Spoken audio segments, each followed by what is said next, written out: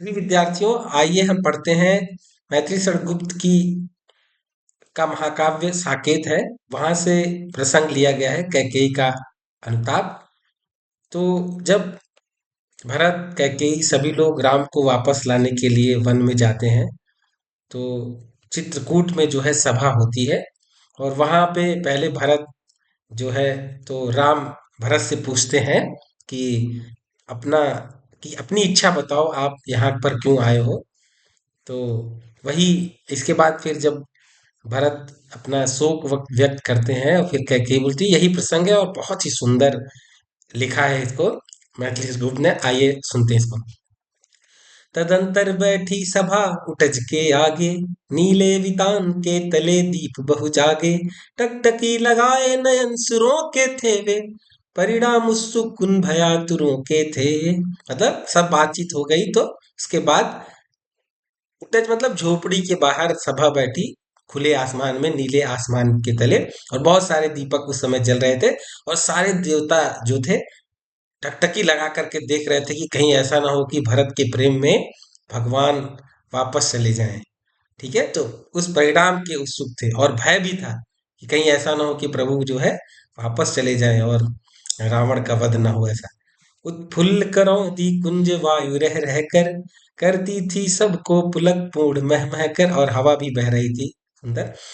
वह चंद्रलोक था कहाँ चांदनी वैसी, प्रभु बोले गिरा गंभीर नीर निधि जैसी। ठीक है, चंद्रलोक था, चंद्रमा का प्रकाश था, पर चांदनी वैसी नहीं थी। सब शांत है उस समय। फिर राम बोले गंभीर होकर के, क्या बोले कि हे भरत भद्र अब कहो अभिप्सित अपना, सब सजग हो गए भंग हुआ जो सपना। हे आर्य रहा क्या भरत अभिप्सित अब भी, मिल गया अकंटक राज उसे जब तब भी। मतलब उन्होंने कहा कि हे भरत भद्र, अब बताओ किस अभिलाषा क्या है तुम्हारी। तो सब लोग सजग हो इसको सुनने के लिए, जैसे सब सपना देख रहे थे और अचानक सपना भंग हो गया। तो फिर भरत बोलते हैं, हे आर्य रहा क्या भरत अभिप्सित अब भी, मिल गया अकंटक राज उसे जब तब भी। मतलब अब मेरी क्या इच्छा रह गई, मुझे तो अकंटक राज मिल गया, मतलब कोई बाधा नहीं है, आप भी जंगल में चले आए। ठीक है, पाया तुमने तरुतले अरण्य बसेरा, रह गया अभिप्सित शेष तदप क्या मेरा। तरुतले मतलब पेड़ों के नीचे आपको जंगल में बसेरा मिल गया, अब और भी मेरी क्या अभिलाषा रह सकती है। मतलब अपने आप को कोसते हैं। तन तड़प तड़प कर तप्त तात ने त्यागा, क्या रहा अभिप्सित और तथापि अभागा।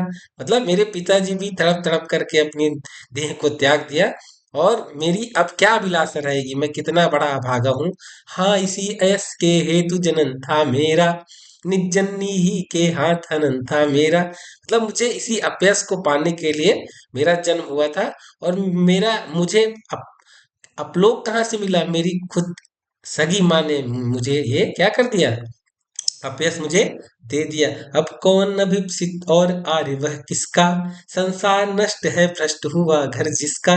मुझसे मैंने ही आज स्वयं मुंह फेरा, हे आर्य बता दो तुम ही अभिप्सित मेरा। तब मैं मुझे अपने आप से ही घृणा आ रही है, अब आप ही बताओ कि मेरी क्या अभिलाषा हो सकती है। प्रभु ने भाई को पकड़ हृदय पर खींचा, रोदन जल से सविनोद उन्हें फिर सींचा। मतलब जब भरत ने ऐसा ग्लानि प्रकट की, तो राम ने उन्हें हृदय से लगा लिया और रोते हुए प्रेम से उन्हें गले लगा लिया। उसके आशय की था मिलेगी किसको, जनकर जननी ही जान न पाई जिसको। मतलब उसको कौन समझ पाएगा जब उसकी माँ ही उसे नहीं समझ पाई, और उसके लिए जो है ऐसा वर मांग बैठी। यह सच है तो अब लौट चलो तुम घर को। मतलब अगर भरत की कोई गलती नहीं है, भरत को मैं नहीं जान पाई, और तुम ये बात स्वीकार करते हो कि जो कुछ भी मैंने किया मैंने स्वयं किया, भरत का इसमें कोई योगदान नहीं है, तो ये अगर बात सच है तो अब मेरे साथ घर लौट चलो। चौके सब सुनकर अटल कह के ईश्वर को, सबने रानी की ओर अचानक देखा, वैधव्य तुषारा वृता यथा विधुलेखा। मतलब वैधव्य का मतलब विधवा थी, ऐसा लग रहा था जैसे बर्फ से ढकी हुई हो। ठीक है, बैठी थी अचल तथापि असंख्य तरंगा, वह सिंही अब थी हाँ गोमुखी गंगा। तब सिंह के समान थी, अब एकदम कैसी गंगा जैसी हो गई है, जहां से प्रेम की अविरल धारा बह रही है। हाँ जनकर भी मैंने न भरत को जाना, सब सुन ले तुमने स्वयं भी यह माना।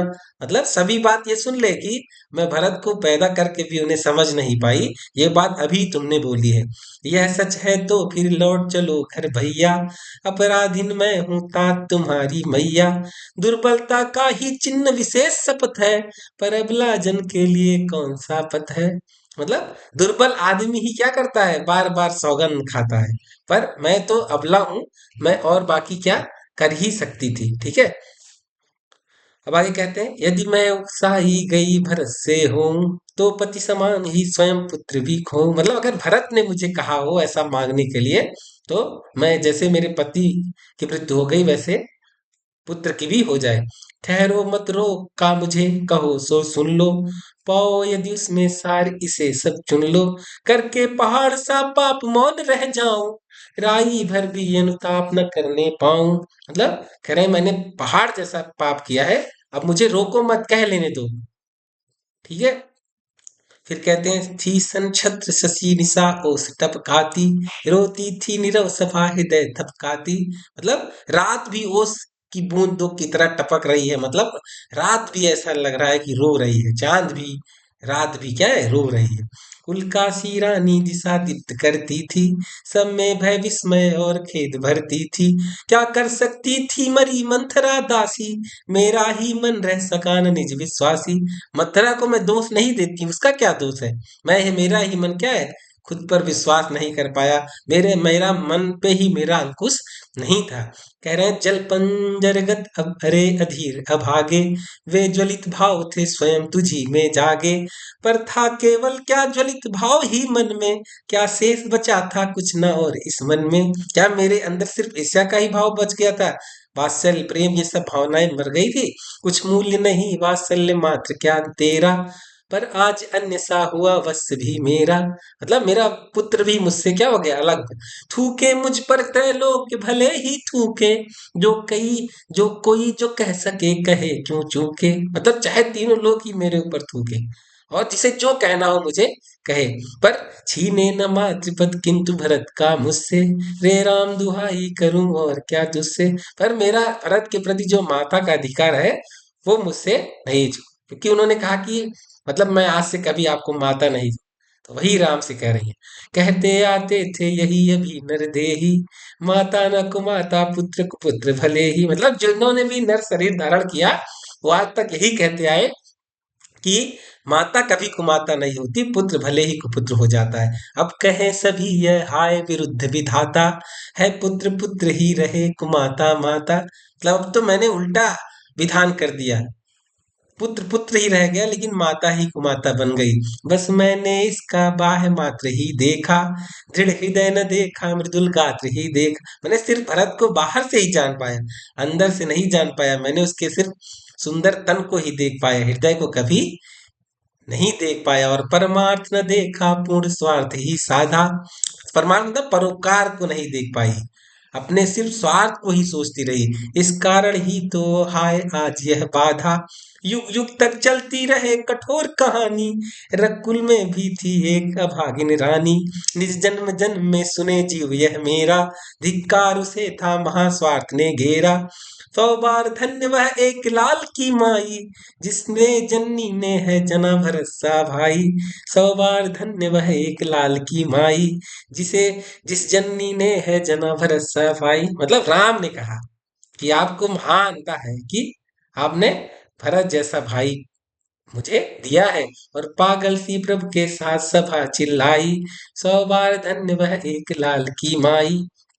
हाँ लाल उसे भी आज गमाया मैंने, विकराल कुयसी यहाँ कमाया मैंने। निज स्वर्ग उसी पर भार दिया था मैंने, हर तुम तक से अधिकार लिया था मैंने। मतलब मैंने अपने पुत्र पर स्वर्ग भी न्यौछावर कर दिया, और तुमसे तुम्हारा अधिकार भी छीन लिया। मतलब राज तो तुम्हें मिलने वाला था, राजगद्दी। पर वही आज यह दीन हुआ रोता है, संकित सबसे हृद हरिण तुल्य होता है। श्रीखंड आज अंगार चंड है मेरा, तो इससे बढ़कर कौन दंड है मेरा। पटके मैंने पदपाणी मोह के नद में, जन क्या क्या करते नहीं स्वप्न में मद में। हाँ दंड कौन क्या उसे डरूंगी अब भी, मेरा विचार कुछ दयापूर्ण हो तब भी। हाँ दया अंत वह घृणा वह करुणा, वह तरड़ी सी है आज जानवी वरुणा। सह सकती हूँ चिर नरक सुने सुविचारी, पर मुझे स्वर की दया दंड से भारी। लेकर अपना यह कुलिस कठोर कलेजा, मैंने इसके ही लिए तुम्हें वन भेजा। घर चलो इसी के लिए न रूठो अब यूं, कुछ और कहूँ तो उसे सुनोगे सब क्यों। मुझको यह प्यारा और इसे तुम प्यारे, मेरे दुगने प्रिय रहो न मुझसे न्यारे।